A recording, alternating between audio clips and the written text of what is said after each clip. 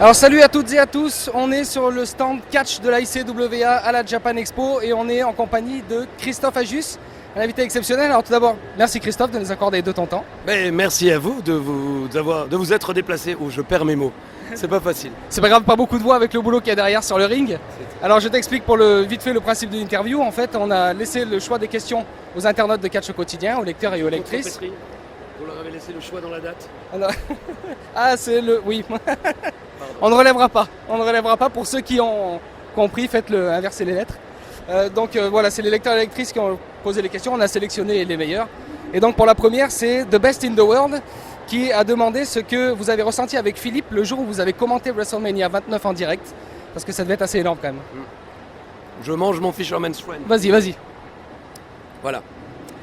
Ah bah oui, c'était énorme effectivement. Moi j'en rêvais depuis tout petit de pouvoir commenter en live un pay-per-view et très honnêtement je pensais pas que ça allait arriver un jour.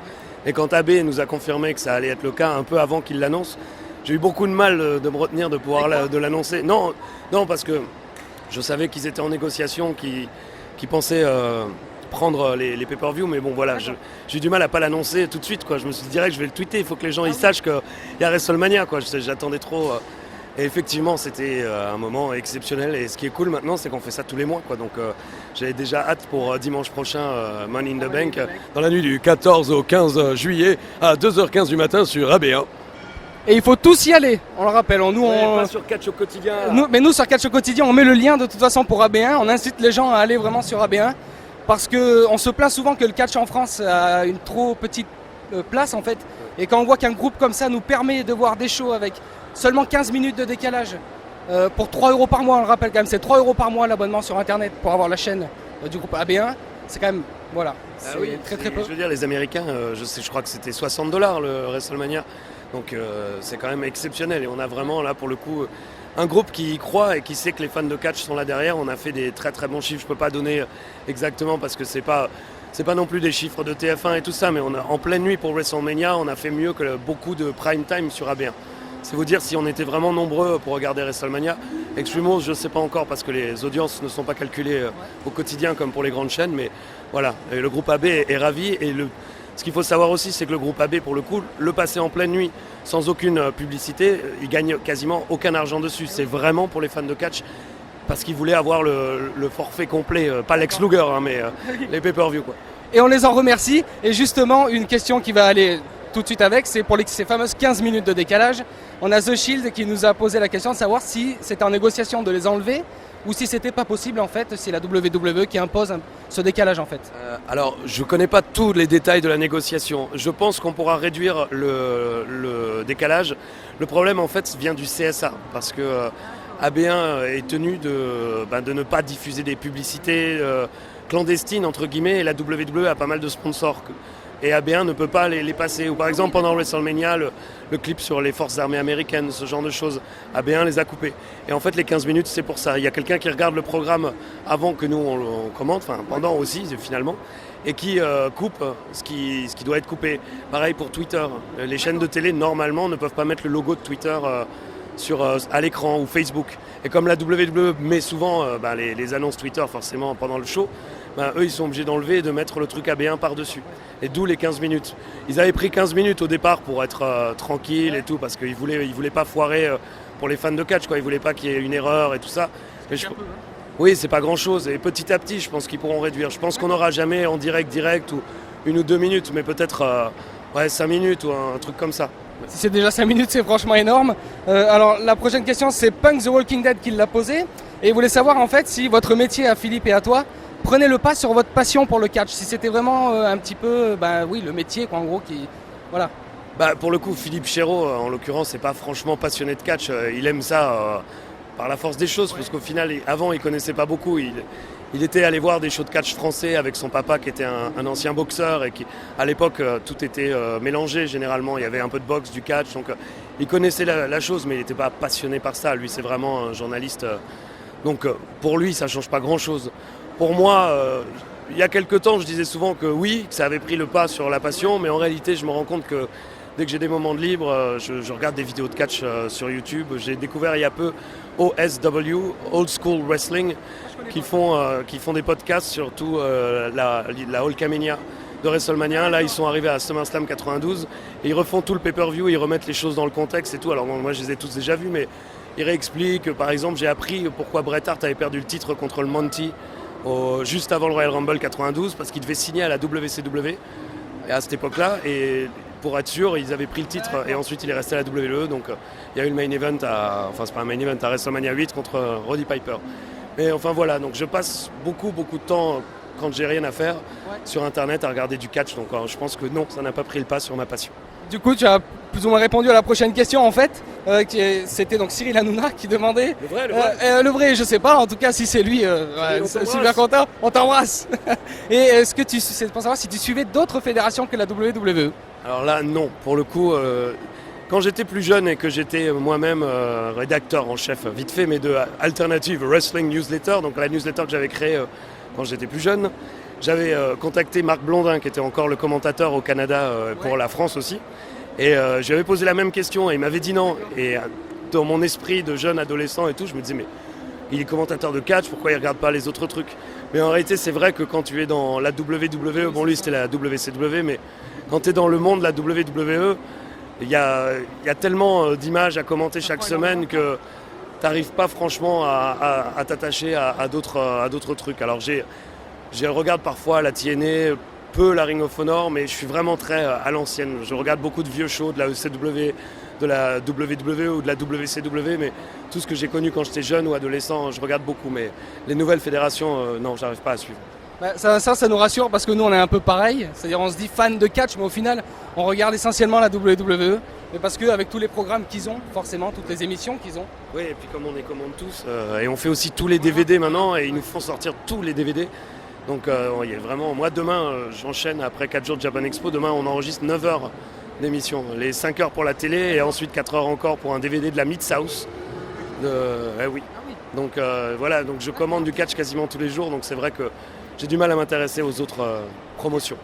Alors il y a Résurgé qui voulait savoir aussi si peut-être on pourra vous voir un jour dans une arène de la WWE comme l'a fait la TNA il n'y a pas longtemps à Slammiversary, on avait eu ma chaîne sport dans une arène. Les gens ont vraiment envie, c'est une question qui revient souvent et ont vraiment envie de vous voir, Philippe et toi, dans une arène. Est-ce que c'est possible? J'en sais rien pour être très honnête, mais il y a un an tu m'aurais demandé si on allait avoir les pay-per-view en direct sur AB1, j'aurais dit non, jamais. Alors je continue à rêver, je me dis peut-être qu'un jour ils vont nous appeler et dire allez, on a envie de faire style. Je pense que la WWE c'est une question d'image. À l'époque ils le faisaient avec Raymond Rougeau, je pense que ça faisait bien à l'international d'avoir des Mexicains, des francophones, des anglophones. Donc si d'aventure, oui, les gens s'échauffent pour l'initiation de catch. Et donc je pense que si un jour l'idée leur vient de vouloir à nouveau avoir ce côté image, d'avoir vraiment tous les pays du monde, enfin toutes les principales langues du monde représentées, il y a peut-être une chance, mais j'y crois pas vraiment. En tout cas, nous on croise les doigts, vraiment. Pour vous, ça ne changerait pas grand-chose. C'est très gentil de nous soutenir. C'est un peu de chauvinisme en fait, c'est de se dire que voilà, nos deux commentateurs français soient dans une arène, c'est un peu de la fierté aussi. Voilà. C'est peut-être c'est vrai un peu bête, mais non, voilà, on y tient quand même. Non, c'est gentil, tenez-y, tenez bon. Alors la prochaine question très intéressante, j'ai trouvé vraiment, c'est Blackboy57 qui la pose et il demande en fait si vous n'avez jamais pensé avec Philippe Chéreau à sortir un DVD pour nous expliquer les coulisses de votre métier, comment vous êtes rencontrés, comment vous avez débuté, vraiment pour tous les fans français qui peut-être souhaitent le savoir en fait. Pour être très honnête, non, on n'a jamais eu cette idée. J'avoue que franchement, c'est pas très intéressant non plus. Les coulisses, on enregistre toutes les émissions dans la même journée. Les studios sont pas non plus très... c'est un peu roots, mais... Donc je veux dire, c'est pas non plus... je vois pas trop quoi raconter. Après, c'est vrai que toute l'histoire de comment je suis monté à Paris, comment Philippe est arrivé sur le catch et tout ça, c'est vrai que... Mais on n'y pense pas, enfin on savait pas que ça intéressait les gens. Je vais lui en parler demain. C'est une question qui revient assez souvent aussi. On vendra 30 000 € le DVD, faites attention. Et donc la prochaine question, justement, on parlait de la WWE qui avait avant la langue francophone représentée. Et on voulait parler en fait c'est Otaku Mikami qui demande votre avis, ton avis sur la vague de catcheurs français aujourd'hui avec Rosto à la TNA, Sylvester Lefort pour le Gut Check, qui a participé au Gut Check de la TNA, qui l'a fait vraiment connaître sur le net avec les fans français, et Sylvester Lefort que nous, on connaissait sous le nom de Tom LaRoufa, pardon. Oui. Savoir votre avis, en fait, est-ce que c'est vraiment bon pour le circuit français et européen d'avoir des Français comme ça qui émergent un peu, qui se font connaître? Je ne sais pas si c'est bon pour le circuit européen. Pour l'instant, je pense que ça ne change pas grand-chose. Si d'aventure Tom fait une grande carrière et qu'après il revient en France pour lancer une promotion, forcément ça va servir. Mais pour l'instant, c'est juste bien qu'il y ait enfin des Français. Il cherchait des Français depuis longtemps. Il nous avait même demandé à Philippe et à moi, et je leur avais proposé effectivement Tom LaRoufa. Enfin, Tom m'avait filé un dossier avec des photos et tout ça avant d'aller faire les essais. Je crois en Angleterre. Nous sommes dos, we are back. Oui. Désolé, Marc Blandin qui disait ça donc. Qui dit ça aujourd'hui. À Montréal, j'ai dîné avec Marc Blandin, il m'a donné quelques-unes de ses phrases comme ça. Et là, je la trouve magnifique. Comme disent les Américains, nous sommes dos, we are back. Alors la prochaine question, toujours d'Otaku Mikami, qui demande ton sentiment sur la vague de catcheurs qui vient de NXT, la future génération, les Wyatt par exemple, là, qui devrait débuter demain à Monday Night Raw. On a vraiment un sentiment, nous, en discutant entre nous sur le site Catch au quotidien et sur les forums, que ça redonne de l'intérêt à la WWE, qu'il y a un retour de gimmick fort en fait. Et qui, voilà, au-delà des storylines qui sont parfois un peu justes, on va dire, ça redonne un intérêt franchement. Moi, j'avoue que j'aime beaucoup le programme NXT, diffusé toutes les semaines sur Action, le week-end. Voilà, c'est une chaîne payante et un peu plus confidentielle, mais en tout cas, c'est disponible aussi.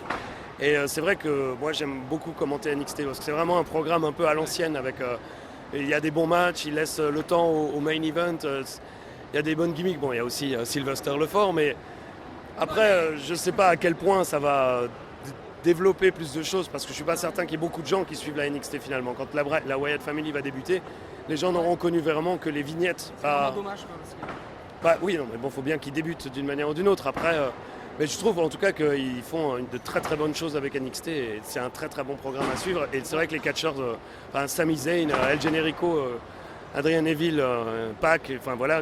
Encore Sami Callihan qui a signé aussi il n'y a pas longtemps. Ouais, il y a beaucoup. Ils sont en train effectivement de tester aussi des mecs qui il y a quelques années n'auraient eu aucune chance à la WWE. Donc c'est vrai que c'est assez intéressant et ça laisse présager de belles choses. En tout cas sur Action, voilà, si vous voulez voir NXT, nous on dit sur Catch au quotidien, pour nous c'est le meilleur show de la WWE actuellement.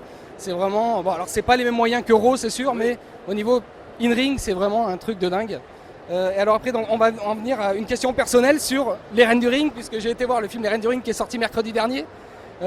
Alors comme je le disais, je dis la vérité, je suis comme Cyril Hanouna, je m'attendais à un film un peu à la Full Monty, c'est-à-dire avec un côté social un peu plus prononcé, mais malgré tout je me suis super bien marré et c'est le but, après tout c'est une comédie de se marrer et donc je voulais avoir ton sentiment sur le fait de travailler avec Nathalie Baye, avec André Dussolier par exemple et ce tournage quoi.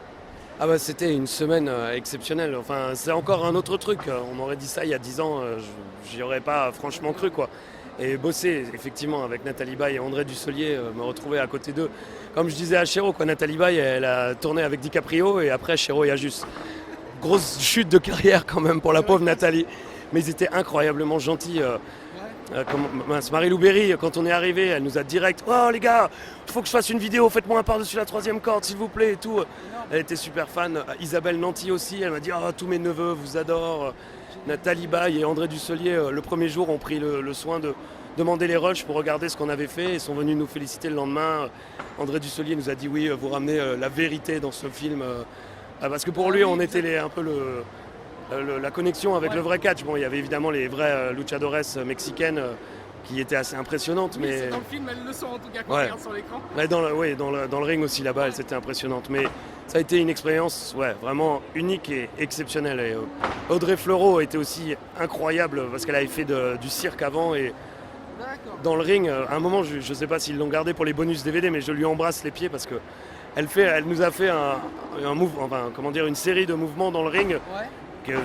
Kelly aurait pu se rhabiller immédiatement. Alors je sais la référence n'est pas gigantesque, mais Audrey Fleurot en 3 mois d'entraînement, elle savait courir dans les cordes, ciseaux de tête. Elle a quasiment pas été doublée. Nathalie Baye évidemment il y avait des doublures. Marie-Lou Berry aussi pour quelques trucs dangereux, mais Audrey Fleurot a quasiment fait tout toute seule parce qu'elle est physiquement elle est très à l'aise et c'était impressionnant de la voir. Donc une expérience juste incroyable.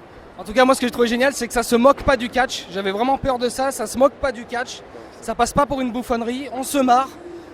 Donc franchement il faut soutenir, voilà encore une fois, on se dit tout le temps on n'a pas assez de catch en France, on a un film qui sort qui parle de catch, Il faut aller le voir et franchement c'est super drôle. Et alors j'ai une question assez bizarre de Romain qui me demande, j'ai pas compris à vrai dire, mais où en est ton histoire d'amour avec ton ours? Mon ours, oh là, c'est vieux ça, c'était les toutes premières émissions sur RTL 9 où Chéreau qui disait que je sortais avec un ours. J'avoue que je n'ai jamais compris. Et à l'époque, j'avais une copine portugaise et qui le prenait très très mal d'ailleurs, parce qu'elle pensait que c'était pour elle. Je comprends. Et alors je vais juste pour terminer, demain soir il y a ta doudou Vicky Guerrero qui passe une évaluation en direct à Monday Night Raw. Elle risque de perdre sa place. Ton sentiment, est-ce que tu as peur? Bien sûr, je suis comme ça fait 4 nuits que je dors pas, d'où les cernes. Et ma doudou, c'est l'amour de ma vie. If you're listening to this video, my doudou, I love you, I really love you and I miss you also. Please come back to France. Et j'espère qu'elle va pas se faire virer. C'est la meilleure manager générale de l'histoire de WWE Raw. Elle est formidable. Au final, c'est ce qu'on se dit nous aussi, c'est qu'on adore la détester.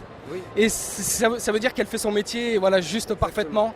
Donc on espère aussi qu'elle va rester. En tout cas, on te remercie Christophe de nous avoir consacré ce petit bout de temps. Ah oui, ça a quand même duré 4h30. Je veux dire, là, c'était En tout cas, non, moi je remercie et je félicite toute l'équipe de Catch au quotidien. Je vais très souvent sur votre site, pas forcément pour les news et tout, mais je vais voir ce qui se passe et tout. Et il m'arrive de faire des lives de Raw sur votre site également. Je ne participe pas au chat, mais je regarde comment les gens réagissent aussi. Ça me permet de voir comment le public réagit aux gimmicks, au genre de trucs et de voir si les trucs marchent. Donc moi j'aime beaucoup votre site et je félicite l'effort que vous faites parce que c'est joli. Vous êtes bien organisé, vous avez plein d'idées différentes. Et enfin, vous n'êtes pas les seuls. Je ne connais pas tous les sites pour d'autres sites qui regardent et qui s'énerveraient. Je ne connais pas tous les sites, mais au moins vous êtes une génération, vous bougez et ça fait plaisir. Voilà, nous, c'est vrai que c'est vraiment notre but, c'est de faire parler du catch, transmettre notre passion, ça bouge vachement derrière. C'est en train de se maraver la tronche un petit peu. Et voilà, on va se quitter maintenant. Merci à Christophe encore une fois. À très vite sur Catch au quotidien.